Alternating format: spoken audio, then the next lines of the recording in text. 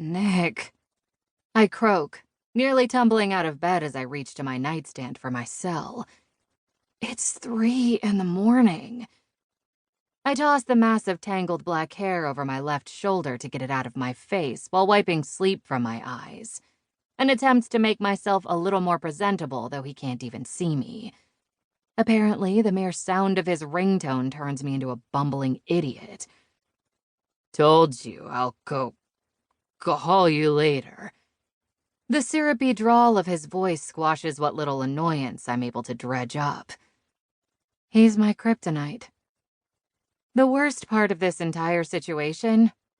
He knows it. That was 3 weeks ago, I remind him, trying to inject a little irritation into my tone.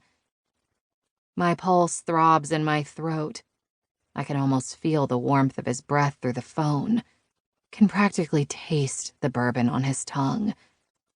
Don't be like that, Ray. You're supposed to be my dude, he slurs. His dude. What every girl longs to hear from the man she's desperately in love with. I am. The fluttering of butterflies forming in my chest instantly morphs into lava roiling in my gut. Because I want to be so much more. But Nicholas Potter is, in a word, complicated. For starters, he's the drummer for the Rhett Taylor Band, only the hottest country group to hit the stage since, well, maybe ever. The boy is living the life of a rock god, with no desire to settle down. Nick's been nothing but clear on that matter, and I certainly can't fault the man for my inability to keep my own feelings in check. So I take whatever I can get, convinced that while a new groupie in a different city each night may get his body, I'm the one in possession of his heart. I mean, he hasn't said as much, but there must be some reason that he keeps coming back, right? Our concert just ended and I'm flying high, riding the rush I've only ever gotten from performing. It's an addiction, this life. I'm talking blood pumping, heart racing, bones shaking, the kind that keeps me constantly firing on all cylinders. I need a bar, a drink, a joint, and a nice warm Great show, boys. Our manager, Annika, steps out from the shadows backstage looking anything but approachable. Her long brown hair is pulled back in a severe bun with an expression on her face to match. Her arms are crossed over her chest. Her right stiletto steadily tapping the tile floor. And for some reason, those honey brown eyes of hers are narrowed in what looks to be my direction.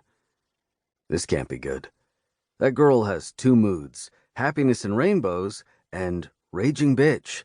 And if her scowl is anything to go by, I've got a date with the latter.